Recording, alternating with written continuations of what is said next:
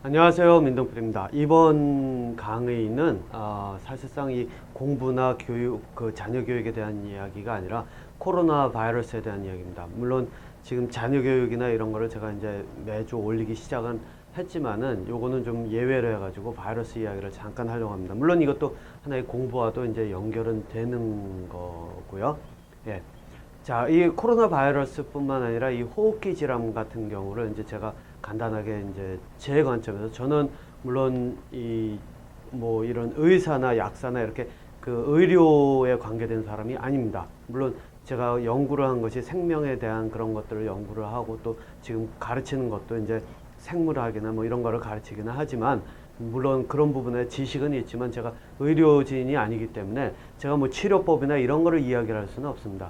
그런데 이 왜 바이러스나 이런 박테리아나 이거는 눈에 보이지도 않고 내가 어떻게 할 수 있는 게 아니죠. 물론 매번 손을 깨끗하게 닦는다든가 이런 게 내가 최선을 다해서 할 수 있는 것 중에 하나지만 사실상 이런 어떤 감염에 대해서는 쉽게 그렇게 이 예방을 한다든가 이런 것들이 굉장히 어려울 수밖에 없는 겁니다. 거기다가 더군다나 이게 호흡기 질환이면 이게 수증기 입에서 나오는, 여러분도 아마 겨울에 보시면 알 거예요. 길거리를 이렇게 차가운 곳을 이렇게 다니다 보면 입에서 이제 이렇게 입김이 나오고 그러는데, 그것을 뭐 예를 들면은 밀폐된 버스나 이런 스카이트레인이나, 여기는 이제 지하철이 스카이트레인이라고 하는 것이 있습니다. 그런 것에 이렇게 들어가서 있으면 밀폐된 공간에서 사람들이 숨을 쉬면은 자연스럽게 이런 것들이 오갈 수밖에 없는 그런 경우가 이제 생긴다는 겁니다. 그래서 오늘 그 호흡기 질환에 대한 이 코로나 바이러스를 포함한 이 호흡기 질병들에 대한 이런 내가 할 수 있는 것들에 대해서 한번 이야기를 해보려고 합니다. 짧게 한번 만들도록 할게요. 지금 이 배경에 나오는 이 이미지는 제가 미국의 NIH라고 하는, 이게 미국의 이제 내셔널 그 인스티튜트 오브 헬스죠. 거기에서 이제 이 그 코로나 바이러스에 대한 그 기사와 함께 떠 있는 이미지를 제가 복사를 해온 겁니다. 여기 이제 그 출처를 썼으니까 뭐 아마 문제는 없을 거라고 생각은 하고요. 자, 어쨌든 이 코로나 바이러스 같은 경우에 그러면은 어떻게 이 보이지도 않는데 그럼 내가 할 수 있는 일은 무엇인가? 이게 이제 첫 번째 그 일반적인 사람들이 걱정을 한다든가 또는 이 예방을 한다면 어떻게 해야 되나라고 하는 것들이 가장 큰 주제가 되죠. 그래서 가장 널리 알려진 것이 손을 자주 씻고 어디 나갔다 온다든가 뭐 뭔가를 만진다든가, 물론 이게 손에 묻어 있는 걸 가지고서는 하다 보면 몸에도 묻고, 몸에 묻은 게 또다시 이 입이나 이런 그 뭐 심지어는 눈을 비비면 눈으로도 이렇게 들어간다고 하잖아요. HIV도 이제 그런 바이러스 중에 하나고, 그렇기 때문에 손을 자주 씻는 것도 하나의 방법이고, 또 마스크를 쓴다든가 이런 것도 다 방법에 들어갑니다. 그런데 이제 사람들이 살아가면서 이렇게 보다 보면은 사실 그것만으로는 예방도 힘들어질 때가 있죠. 거기다가 한 가지 재밌는 거는, 여러분들 이제 보시면 아시겠지만 이게 같은 공간에 있다 해서 모든 사람들이 바이러스에 걸리지는 않습니다. 네. 거기에는 물론 제일 가까이 있는 사람, 그러니까 거리가 이제 확실하게 그 하나의 영향을 미치겠죠. 그리고 또 거리가 먼데도 불구하고 감염이 되는 사람과 안 되는 사람들이 있죠. 물론 이게 공기의 흐름이나 이런 걸 타고서는 이 수증기, 입에서 나오는 수증기가 바이러스를 품고 있을 때 그런 것들이 어떻게 가느냐의 그런 문제라고 이제 저는 생각은 하는데, 어쨌든 이게 일반적인 사람으로서는 이거를 최대한으로 내가 방어를 해야 되는 거잖아요. 예, 그래서 오늘 그 방어에 대한 것, 제가 글을 써서 올린 것도 있지만 이번에 이 비디오로 짧게 이야기를 한번 해보려고 합니다. 자, 그러면은 이런 호흡기 질환인 경우에 왜 문제가 되는지 일단 간단하게 설명하면요. 이게 호흡기라고 하는 것이, 이 폐라고 하는 곳은 바로 내가 공기가 들어가면 바로 바깥쪽입니다. 그러니까 내가 들이마시는 먼지나 이런 것들이 다 들어갈 수밖에 없죠. 예. 그러니까 이게 이 면역 체계도 굉장히 센시티브 할 수밖에 없는 이유가, 이게 모든 것들이 공기에서 들어오는 것들이 다 들어오는데 여기에는 거르는 그런 어떤 기능이 거의 없습니다. 별로요. 공기다 보니까, 더군다나 입으로 들어가면, 입을 통해서 들어가면 바로 기도로 쑥 들어가게 돼버리는 거죠.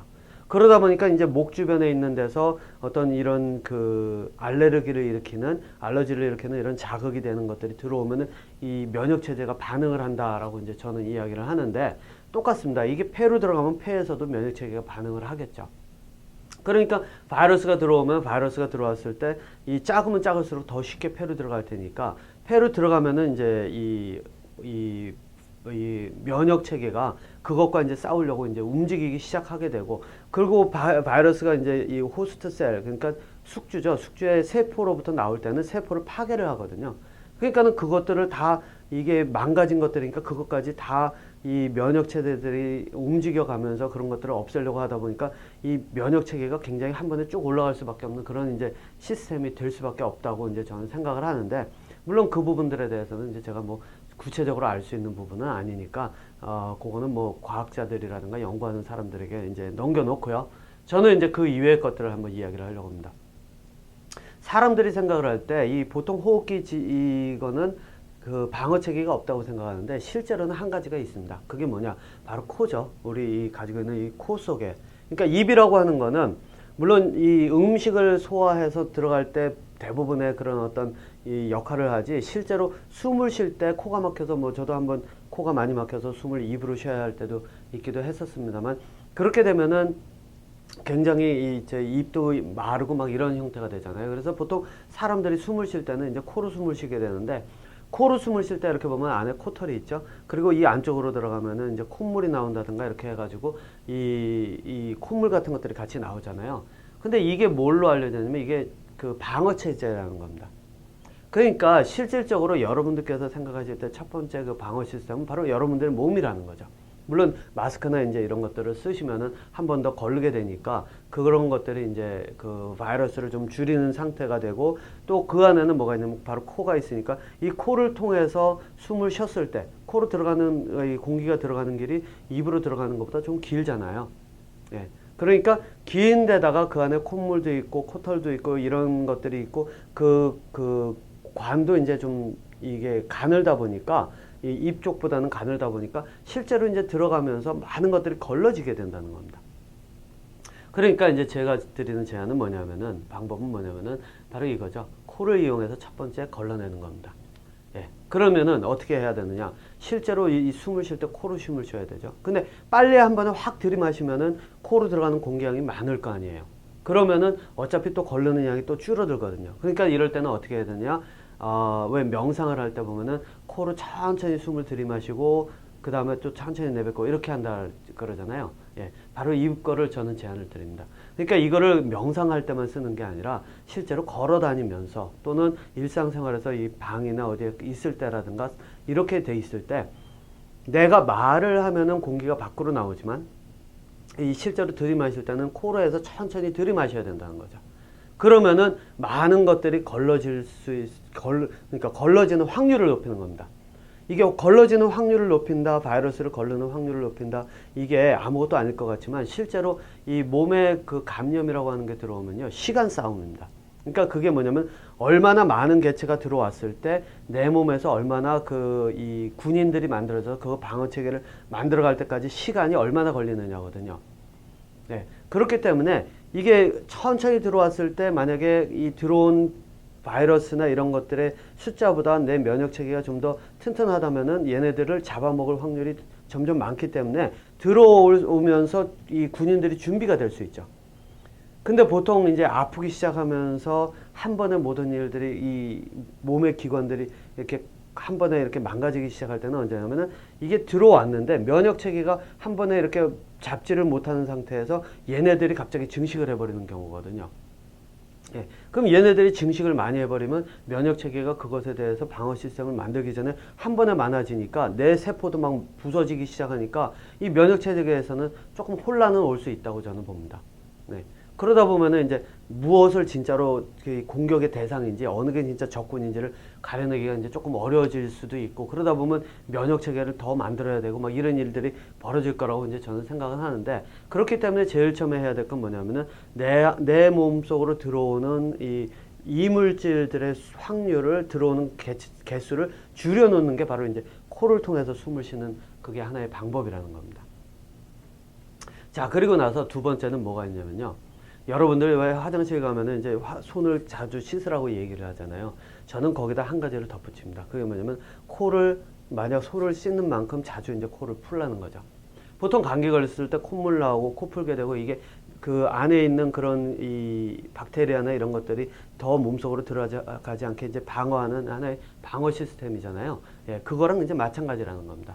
그러니까는 이거는 실제로 증상이 있기 전에 언제든지 이게 그 바이러스나 박테리아들이 들어올 수 있고 코 안쪽에 이제 그 콧물이나 이런 것들로 해가지고선 엉겨 있을 수 있으니까 손을 씻을 때만이라도 코를 풀어가면서 자주 풀어가면서 이런 특히나 이제 바이러스가 이렇게 퍼지고 있을 시기에는 더욱더 이제 그런 것들을 좀 자주 해야 코 안쪽에 묻어있던 이런 이물질들을 이 콧물과 함께 내보낼 수 있다라고 이제 저는 제가 생각하는 이론이 이제 그런 겁니다.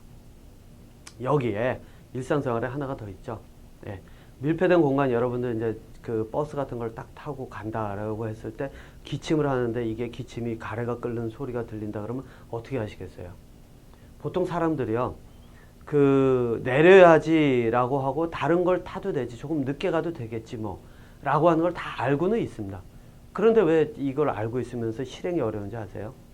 아, 지금 빨리 가야 되는데, 내가 학교에 늦었는데, 또는 내가 이게 직장에 늦는데, 지금 여기서 여기 가가지고 누구랑 이걸 해야 되는데, 막 이러면서 내가 뭔가를 지금 당장 해야 되는 것들이 많다는 얘기죠.